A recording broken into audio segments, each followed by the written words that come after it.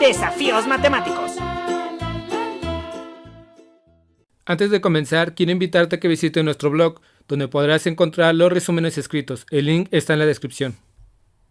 Buen día, ese es el resumen de las actividades Aprende en Casa del 9 de marzo para sexto grado. Comenzamos con Ciencias Naturales. El tema es producción y uso de papel y plástico. Observa las siguientes imágenes.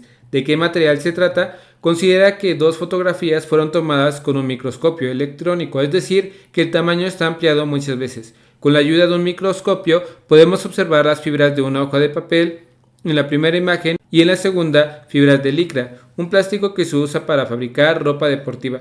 Recuerda que también en esta sesión puedes emplear tu libro de sexto en la página 88 y 89. El papel le damos miles de usos, en libros, cuadernos, en billetes y en obras de arte, productos de higiene y hasta para jugar. Ahora, lee lo siguiente. Como te podrás dar cuenta, en un principio la producción de papel se hacía de manera artesanal, en pequeños talleres, y no solo se utilizaban las fibras que se obtienen de los árboles, sino también se aprovechaban otros recursos como pedazos de tela. Uno de estos pequeños talleres hacía poco papel, ya que su uso no estaba muy difundido. Por supuesto, la producción no era como la de ahora. Se sabe que la producción de papel fue traída por los españoles a América. En México se introdujo recién terminada la conquista, en 1680. Se fundó en Chihuahua, México, la primera fábrica de producción en el continente americano hace unos 340 años.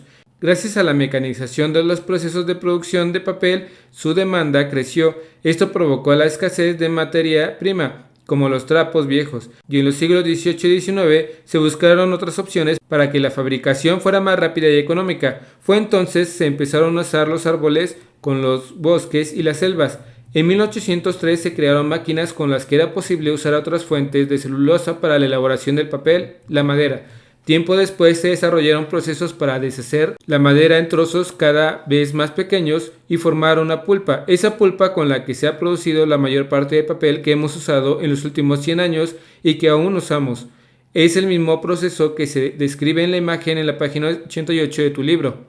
En la misma página del libro hay un dato interesante. Observa la imagen superior de la página 89 que muestra las emisiones contaminantes arrojadas por un molino de celulosas en una fábrica de papel en Canadá. Eso es lo que ocurre en la mayoría de las fábricas, pero también hay otros aspectos sobre la industria del papel. Los primeros plásticos, como el celuloide, se endurecían al enfriarse y presentaban el inconveniente de ablandarse con el calor. Por eso las películas de antes se proyectaban en los cines y que eran de celuloide. Llegaban a quemarse y a derretirse durante su función. No era algo tan común, pero llegaba a suceder. La baquelita, en cambio, resiste el calor y la acción de muchas sustancias químicas, además de ser un material duro y aislante. Con esas características tuvo múltiples aplicaciones desde su entrada en el mercado, en particular en la industria de los suministros electrónicos, del teléfono, del automóvil y de la radiotelegrafía. En las décadas de los años 1920 y 1930, distintos tipos de plástico empezaron a producirse en los laboratorios.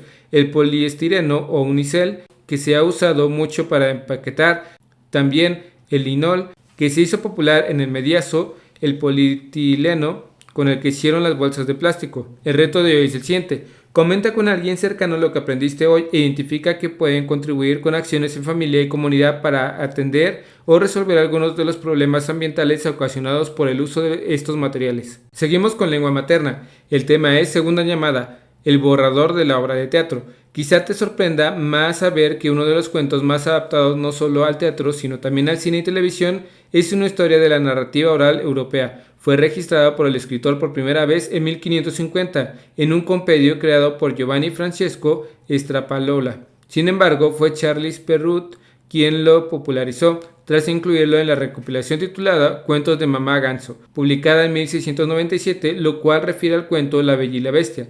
Pon mucha atención. El cuento que vas a leer es del autor argentino Julio Cortázar y se llama Tía en dificultades, el cual se encuentra en el blog. Lo primero es crear una lista de personajes y al lado de cada uno escribir sus características. Para ello será necesario considerar la apariencia física. El objetivo es lo que busca y por qué. Tendrías que definir con cuáles personajes quieres quedarte. Podría ser el sobrino narrador con la tía que es la protagonista, con el padre, la madre y el hermano mayor. Creo que con ellos podrías avanzar la historia. Empieza por las características físicas, retoma las preguntas. ¿Qué es? ¿Es una persona, un animal, un ser fantástico, alto o bajo, joven, anciano, robusto o delgado? ¿Cómo se viste? ¿Se peina? ¿Se arregla? Esto tiene que ver con los caracteres y formas de ser de los personajes. ¿A qué se dedica? ¿Es alegre, distraído, triste o enojón? ¿Seguro o tímido? ¿Activo o perezoso? En cuanto al modo de hablar, es muy importante en teatro. Parece que el sobrino narrador tiene una voz que está cambiando apenas. Aunque habla con propiedad, se puede imaginar que es gracioso. Es momento de concluir tu borrador. Al hacerlo, verifica lo siguiente para realizar las correcciones que sean necesarias. Corrección y edición del borrador. Que cuente con título. Que integre una lista de nombres y la descripción de los personajes. Que al inicio de cada acto describa el lugar donde se desarrolla la acción. Que esté dividido en planteamiento, nudo y desenlace. Que esté dividido en actos y escenas. Que se marquen los cambios de actos por la caída de un telón u oscuro y en cambio de escenografía. Que las escenas estén marcadas por la entrada y salida de personajes. Que el texto esté escrito en presente. Que se utilicen verbos para marcar las acciones de los personajes. Uso de acotaciones y signos de interrogación y admiración para expresar estados de ánimo, sentimientos y emociones. Pasa tu texto en limpio y prepárate para la acción. El reto de hoy es el siguiente. Escribe la segunda escena del fragmento, considerando lo siguiente en la primera y preséntala a alguien de tu familia. Seguramente se sorprenderán. Seguimos con la historia. El tema es Aprendiendo a Tahuantinsuyo. En el libro revisará la página 75. Considera que la educación inca, como otras culturas antiguas, no tenían tantas escuelas ni contaban con libros, libretas, boletas de calificaciones y todo eso. Su educación fue más práctica, basada sobre todo en la experiencia y en la transmisión directa de conocimientos a través de la oralidad. La oralidad hace referencia al tratamiento de los conocimientos a través de la palabra hablada de los padres les transmitían a sus hijos o de los maestros a sus alumnos. Recuerda que los incas no desarrollaron la escritura propiamente, por eso gran parte de la transmisión de conocimiento lo hacían hablando. Otro aspecto importante de su educación es que no era igual para todos. No todos tenían derecho a estudiar. La sociedad inca fue una sociedad jerárquica, organizada como una pirámide, donde las puntas estaban los gobernantes incas, su familia, la nobleza, el ejército y en toda la base de esa pirámide estaban los campesinos.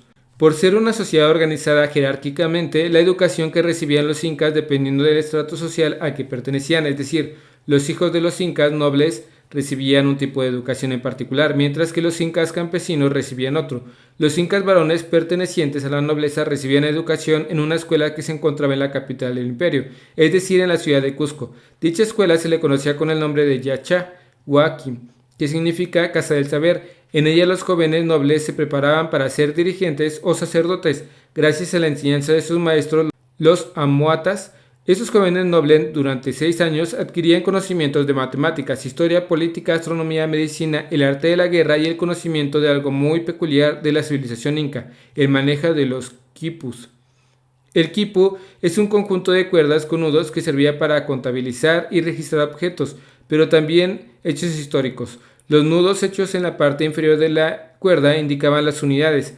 Arriba de ellas iban las decenas, luego las centenas y así sucesivamente. Cada cuerda tenía un color con diferente significado. El amarillo representaba el oro, el blanco plata, el rojo la guerra, el verde los sembradíos y de este modo los incas podían contar objetos, personas, tributos, pero también registrar datos históricos relevantes del imperio. Para los incas el número 1 se representa con un nudo, para nosotros es un símbolo. También la recibían las mujeres pertenecientes a la nobleza inca. A las mujeres nobles se les educaba en la escuela llamada Aclahuasi, que significa la casa de las escogidas. Ahí bellas jóvenes eran educadas por las maestras llamadas mamaconas, quienes les enseñaban a preparar chicha, pero sobre todo a hilar y a tejer finas vestimentas que después utilizaban el estado inca para pagar con ropa a sus funcionarios y militares. Los incas, tanto nobles como campesinos, no solo se educaban en lo mental, sino también en lo físico. Los jóvenes nobles, por ejemplo, eran entrenados para participar en un evento llamado Huarichico, que no era otra cosa que un ritual de paso, con muchas pruebas físicas que marcaban su ingreso a la edad adulta. Los jóvenes campesinos, por su parte, se entrenaban para convertirse en chasquis o grandes corredores, que eran mensajeros con la suficiente energía y fortaleza para recorrer a pie el accidentado pero a la vez extraordinario territorio de los Andes. El reto de hoy es el siguiente. Elabora en tu cuaderno un cuadro tejido en el que resumas todo lo que trabajaste en la sesión de hoy sobre la educación inca. Para elaborar este cuadro, apoya de tu libro de historia en la página 75. Recuerda que lo importante del cuadro es que des tu opinión acerca de los aspectos de la educación inca que más te interesaron y que los puedas comparar con la educación actual. Ya que lo hayas terminado, compártelo con alguien cercano. El cuadro tejido puede quedar de la siguiente manera. Espero que este video te ayude un poco. Si conoces a alguien que le pueda ayudar este video, comparte. Dale like y suscríbete. Saludos.